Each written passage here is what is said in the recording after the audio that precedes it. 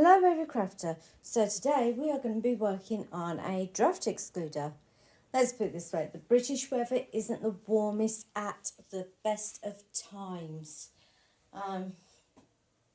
Okay, let's just admit it, it's pretty damn cold. So let's do a draft excluder. In case you don't know what one of those, it's basically a long snake-like item that sits underneath the door, just behind it, to stop the draft coming through. To do this, I've decided to do it with a chunky yarn this time, because there was some confusion last time that someone couldn't work out how to use chunky. I wouldn't go any thicker than this. It's a recommended needle size of 8mm. Now, before you use this, I do recommend you rolling your yarn into a cake. It feeds through the machine better. It takes it from the ball better. There is less tension. Once you have done that, to cast on with this chunky wool, because it's so thick, you don't want to break your needles. We're only going to be using every other needle, and you want your tension on 13. Now, let me just show you where that gauge is. So tension all the way on 13. Pop your back down there. So to cast on, I have pulled out every 4th needle, and because this is to go under a door, you don't want to do the full bed. It will be way too long. The aim is we're just going to do a square piece of material, and then we are going to sew it up into a tube so it works. First thing you're going to do is, of course, thread your machine up. So let's just quickly do that. Make sure your tension dial on the top is also on 13. That is the one on the mast that you feed your yarn through. You want as little retention as possible going through this. Again, it is a really chunky yarn. You can do this with double knit and switch to every single needle. So once you've got your yarn in there and all hooked up, like I said, at the moment, as you can see, I've got every 4th stitch out, and I'm just going to run the machine along the bed, doing an easy cast on, so it is nice and loose for me to sew up. Before you ask me how many stitches have I used to this, honestly, go measure how wide your door is or where you want it to sit, and make that your width. I'm not going to tell you how many stitches because all doors are different sizes. So once you've cast on every 4th, so it was 3 back, 1 forward, you are going to want to make it so you've got every other stitch out. Again, this is a chunky wool. It is from Aldi's. It is fluffy. It'll work great as a draft excluder. You won't need much padding in it, but you will need polyester fill or old pillow, or you could even hide your yarn in it. You got too much yarn, you don't know what to do with it, turn it into a draft excluder. As we are working with a thicker yarn, you will need to occasionally manually tug on the tension bar itself, so I do not recommend using the weights, only because you'll have to keep moving them and tugging on them separately. There we go. So that's my cast on comb put on, and that's every other needle pulled across and added on.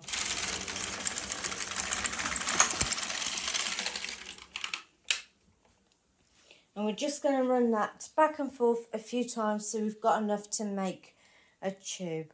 I am thinking that, given the thickness and how fast this will grow, that 50 rows will be enough.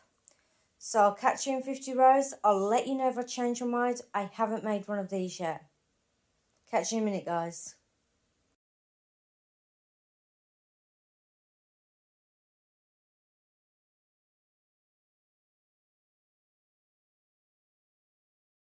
Okay, everyone, I have reached 50 lines, and yes, I do believe for this yarn and for the thickness of it, I believe, I believe. Sorry, insanity moment. I've not lost my insanity. That's a good thing, right? Yeah. I do believe that if you are using the Knit Pearl Aldi's Chunky, that 50 will be enough. So all you're going to do is leave enough yarn for casting off. We are going to do the easy cast off because we're going to sew it back on itself with an invisible stitch, or as invisible it can be with it being patterned yarn. So all you're going to do is get a sewing needle. I dropped my tail of yarn. Oh, woe is me, crafter problems, right? This is the problem of crafters. Sorry guys, trying to get really thick yarn through a really small needle. Now what I've actually got here is a double-eyed needle, which is absolutely perfect for the type of cast on that I am doing. So let's just show you a quick view of how I'm going to cast this off. For casting off, yes, you can take your casting on bar off, just to help with the tension. Also, little pro tip, if you're out of yarn, do not tie it together to feed through the machine. Your machine will jam, it will not like it, it'll throw an absolute paddy at you. I'm saying this because it is a thicker yarn. On double knit, yes, you can get away with it, but not on this chunky stuff.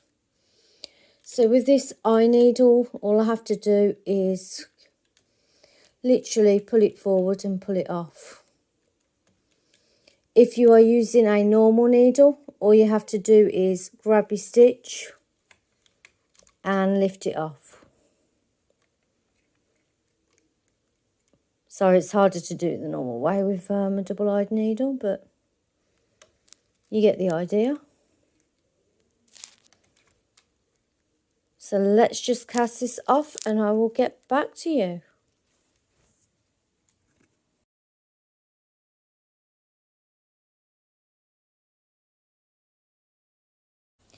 And welcome back, every crafter.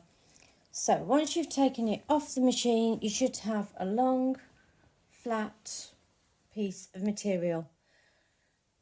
To make our draft extractor, all we're going to simply do is, whichever way is easier for you, make these seem as invisible as possible. You're just going to take the two ends and sew them together. If you go into the stitches, because this is fluffy wool, you'll be able to hide the stitch, the sewing stitch, better. We'll get to stuffing afterwards because it's impossible to stuff a flat piece of material. So all we're going to do, I've already started on this end, mind you. I apologise for that. I kind of forgot I was recording. I just, wanted to start. Don't pull your stitches too tight, otherwise you'll have a tension issue on either side. So all we're going to do is we're going to go into the stitches that we cast on with. With the fluffy wool, it is kind of harder to find, so you'll have to bear with me here. And then you're going to go into the stitch that you cast off with.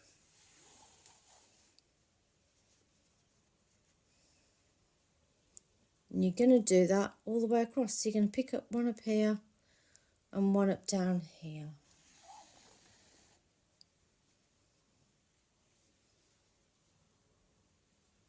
This will make it, well, almost seamless. You're going to have a seam there.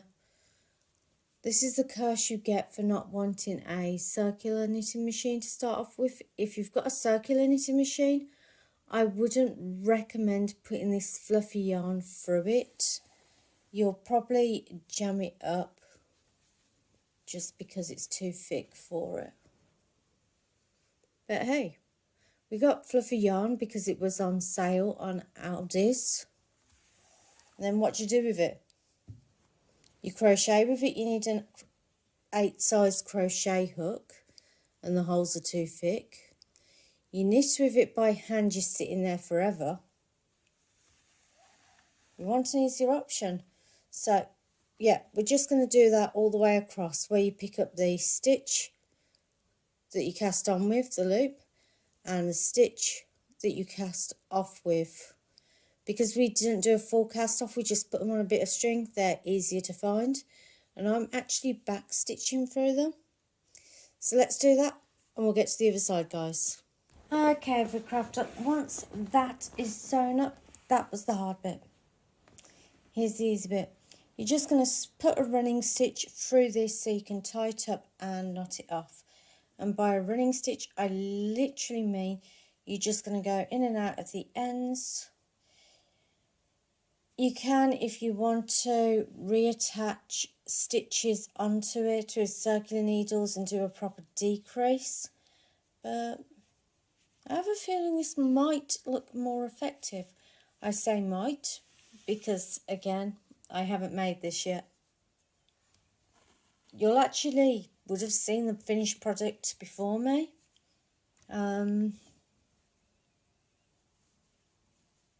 Because I will post it as a thumbnail so you can see what you're making instead of following me blindly or having to fast forward to the end of the video. So once you've done a simple running stitch, you can pull that tight and just put a couple of stitches in the end to secure it. Then we've got the fun bit after this, stuffing it. You've got a couple of options for stuffing it, people. Option 1, go buy some polyfill, aka that squidgy toy stuffing. Option 2, go to a foam shop and buy some ultra thin flat stuffing and you can just turn it into a tube. Option 3, which you can also do, sorry, just hiding my end on this, is stuff it with yarn.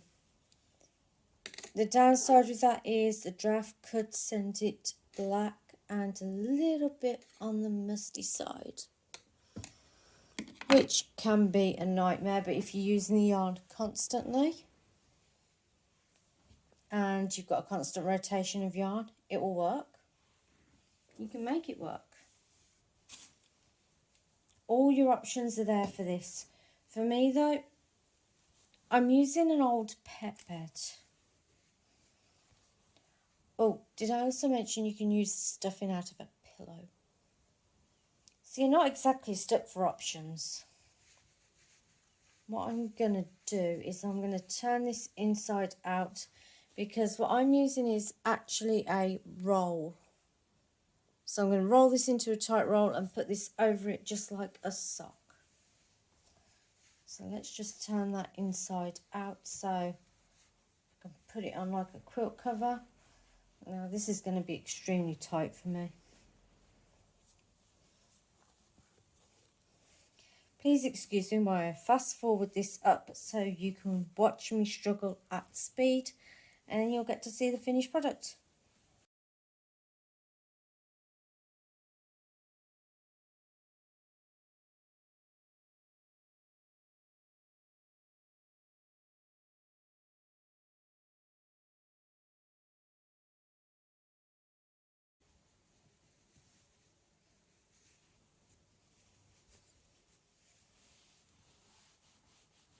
Okay, every crafter, I made that seem far more difficult than it needed to be. Purely because the fact that I am using a pet bed, or what used to be a pet bed. rather than actually using toy stuffing. I try and use everything at my fingertips. I'd rather reuse stuff or repurpose it than throw it away. Maybe I'm a little bit old-fashioned that way. Any ends that I've got, I've just tucked inside.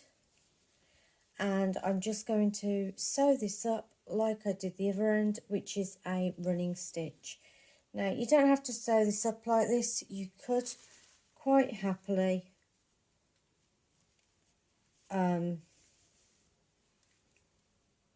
sew this up as a tie so that you can take it off and wash it. But I'm going to have this as dry clean only, as I've got a steam cleaner in the house. So this will be dry clean only just because of the stuffing. Although I suppose it'd be no more different than washing a pillow.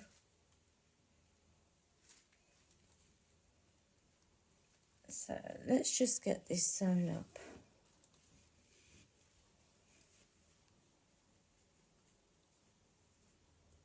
It doesn't matter if it's out of shape while you were sewing it up. You can roll it flat afterwards. And to be honest, it's going by a door. Or wherever you've got a draft, I suppose you could also put it on the windowsill. If you make the fabric that you want to sew up a little bit on the thicker side, you can also make a body pillow out of this. Well, when I say thicker side, I mean longer side. So you could actually have a nice long pillow to cuddle up in bed with. Whatever you want to do. I'm just giving you ideas. And you can make what you want out of them.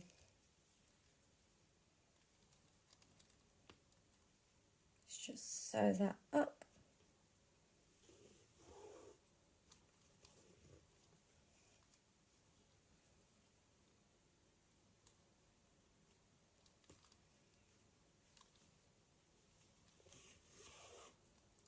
A little tip.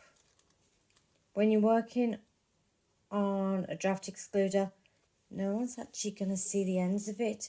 And most likely when someone comes into the house, they're not even going to see it because it's going to be pushed back behind a door.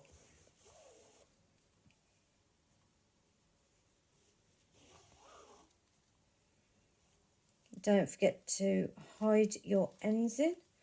Another little tip, whenever you're making anything that's squishy, you can always pull it a little bit tighter than you'd like. Snip it.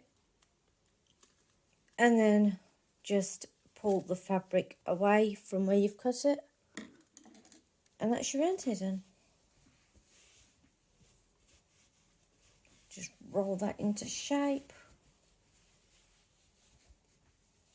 Or hit myself in the head with it, whichever works. And you have got your draft excluder. Catch you guys on the flip side. See you next week.